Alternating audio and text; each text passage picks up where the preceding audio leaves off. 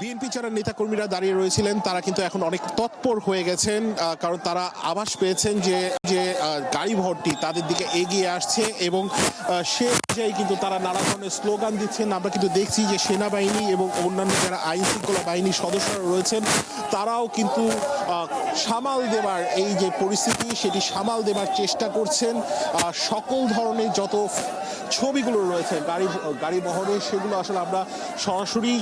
যুক্ত হতে পারবো। আমরা দেখছি যে পুলিশের প্রোটেকশনে যেই মোটর বাইক দুটি সেই মোটর বাইক দুটি কিন্তু আমরা দেখছি, তার মানে বোঝা যাচ্ছে যে আর অল্প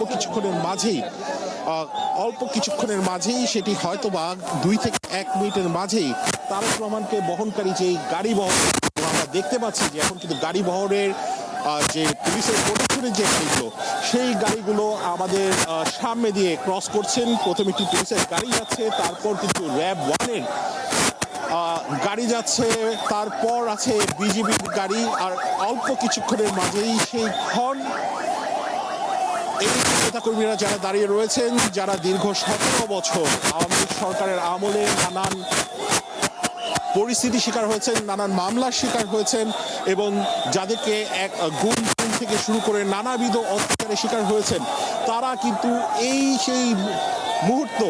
মুহূর্তটির অপেক্ষায় ছিলেন এবং সেই অপেক্ষার অবসান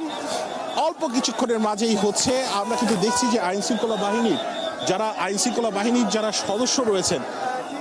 তাদেরকেও কিন্তু আমরা দেখছি যে তারাও কিন্তু এই যে সুন্দর মুহূর্তটি রয়েছেন বিএনপির যিনি ভবিষ্যৎ কাণ্ডারি সেটি ফ্রেমবন্দি করে রাখার জন্য ক্যামেরার ফ্রেমে ছবি তুলছেন। সেনাবাহিনীকে কিন্তু আমরা দেখছি তারা কঠোর যে নিরাপত্তা বলয়ের কথা বলছিলাম, তারা কিন্তু সেই পরিস্থিতিতে কিন্তু আমরা দেখছি সেনাবাহিনীদের কিন্তু আমরা দেখছি যে তারা এই যে গাড়িবহর রয়েছে সেটি নিশ্চিত করার জন্য হেঁটে কিন্তু সেই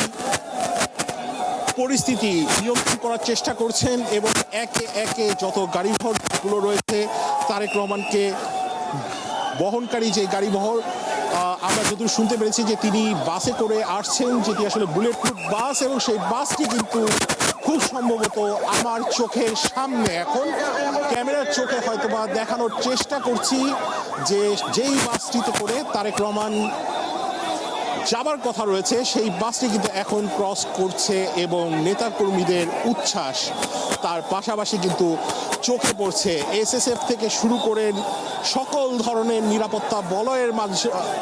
মাঝে ধীরে ধীরে কিন্তু এগিয়ে যাচ্ছেন এবং তারেক রহমানকে কিন্তু আমরা দেখতে পেয়েছি তিনি সবার উদ্দেশ্যে সামনে থেকে হাত নাড়ছেন এবং সেই তিনি সংবর্ধনা জানাচ্ছেন।